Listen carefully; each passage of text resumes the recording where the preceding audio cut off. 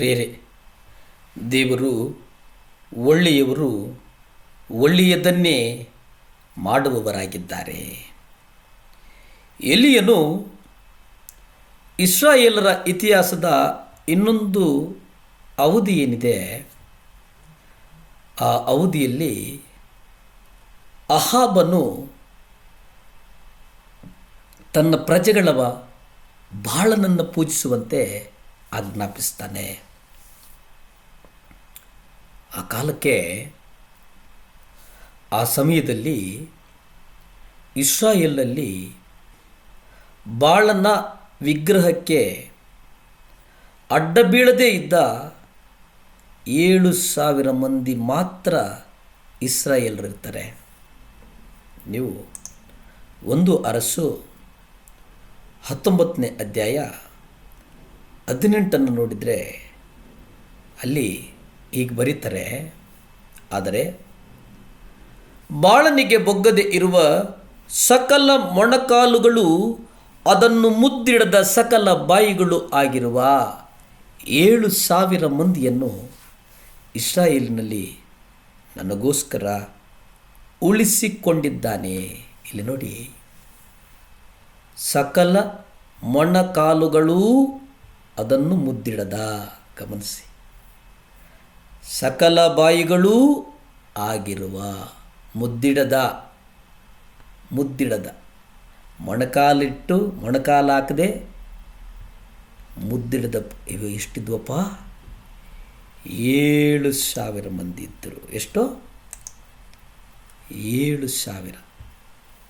ಅದು ಬಹಳ ದಿಟ್ಟವಾದಂಥ ಮತ್ತು ಶ್ಲಾಘನೀಯವಾದಂಥ ಒಂದು ನಿಲುವು ಆಗಿದ್ದರೂ ಅವರು ಕೇವಲ ನಿರಾಕರಣೆ ಯಾಕಾಯಿತು? ಅಲ್ಲಿ ಎಂಥ ಸಾಕ್ಷಿ ನಡೀತು? ಹಾಗಾದರೆ ಅಲ್ಲಿ ವಿಗ್ರಹಗಳನ್ನು ಪೂಜಿಸಲಿಲ್ವಾ? ಇಷ್ಟೊಂದು ಜನ ಇಸ್ರಾಯೇಲ್ ಇರುವಾಗ ಅಲ್ಲಿ ವಿಗ್ರಹ ಆರಾಧನೆ ಯಾಕಿತ್ತು? ಬಾಳನನ್ನು ಯಾಕೆ ಹೆಚ್ಚಾಗಿ ಜನ ಪೂಜಿಸ್ತಾ ಇದ್ರು? ಅನೇಕ ವಿಶ್ವಾಸಿಗಳು ತೋರಿಸುವಂತೆ ನಿರಾಕರಿಸುವಂಥ ಸಾಕ್ಷಿಯನ್ನು ಹೋಲೋದಕ್ಕೆ ನೀವು ನೋಡಿ, ಅಲ್ಲಿ ಏನೇನೆಲ್ಲ ಮಾಡಬಾರ್ದು ಅವೆಲ್ಲವೂ ನಡೀತಾ ಇತ್ತಂತೆ. ದೇವರು ಇಸ್ರಾಯೇಲ್ನಲ್ಲಿ ತನ್ನ ಉದ್ದೇಶಗಳನ್ನು ಪೂರ್ಣಗೊಳಿಸುವುದಕ್ಕೆ 7,000 ಮಂದಿಯಲ್ಲಿ ಒಬ್ಬನನ್ನಾದರೂ ಉಪಯೋಗಿಸ್ಕೊಳ್ಳೋದಕ್ಕಾಗಲಿಲ್ಲ. ಆ ಕೆಲಸಕ್ಕೆ ದೇವರಿಗೆ ಒಬ್ಬ ಎಲಿಯನ್ನು ಬೇಕಾಗಿತ್ತು. ಅಹಾಬನು ಆ 7,000 ಮಂದಿಗೆ, ವಿಶ್ವಾಸಿಗಳಿಗೆ ಭಯಪಡಲಿಲ್ಲ. ಆದರೆ ಆತನು ಏಲಿಯನಿಗೆ ಭಯಪಡ್ತಾ ಇದ್ದನು. ಈ 7,000 ಮಂದಿ ಖಂಡಿತವಾಗಿ ದೇವರೊಡನೆ ಪ್ರಾರ್ಥಿಸ್ತಾ ಇದ್ರು. ಆದರೆ ಆ ಪ್ರಾರ್ಥನೆಗಳು ಆಕಾಶದ ಬೆಂಕಿಯನ್ನು ಬೀಳಿಸಲಿಲ್ಲ. ಏಲಿಯನ ಪ್ರಾರ್ಥನೆಯಿಂದ ಅದು ನಡೆಯಿತು. ಎಲ್ಲ ವಿಶ್ವಾಸಿಗಳ ಪ್ರಾರ್ಥನೆಗಳು ದೇವರ ಸಾನ್ನಿಧ್ಯದಿಂದ ಒಂದು ರೀತಿ ಉತ್ತರ ಸಿಗೋದಿಲ್ಲ. ಏಲಿಯನ ಕುರಿತಾಗಿ ಸತ್ಯವೇದದಲ್ಲಿ ಹೇಳಿರುವಂಥ ಮಾತುಗಳು, ನೀತಿವಂತನ ಅತಿ ಆಸಕ್ತಿಯುಳ್ಳ ವಿಜ್ಞಾಪನೆಯು ಬಹುಬಲವಾಗಿದೆ.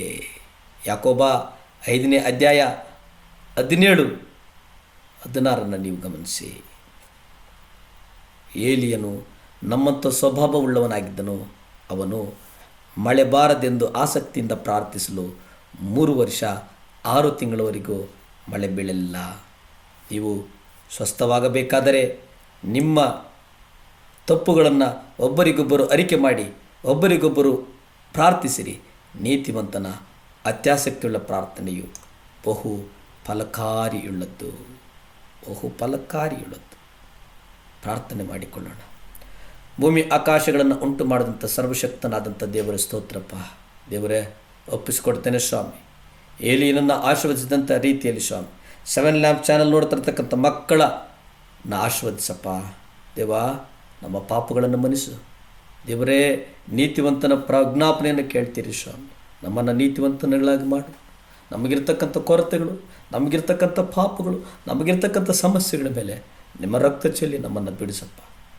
ಸಹಾಯ ಮಾಡಪ್ಪ ಏಸಪ್ಪ, ಸಹಾಯ ಮಾಡಪ್ಪ ಏಸಪ್ಪ, ಸಹಾಯ ಮಾಡಪ್ಪ ಏಸಪ್ಪ, ಸಹಾಯ ಮಾಡು. ಸ್ತುತಿ, ಘನ, ಮಾನ, ಮಹಿಮೆ ನಿಮ್ಮೊಬ್ಬರಿಗೇ ಸಲ್ಲಿ ತಂದೆ. ಆಮೇನ್, ಆಮೇನ್, ಆಮೇನ್.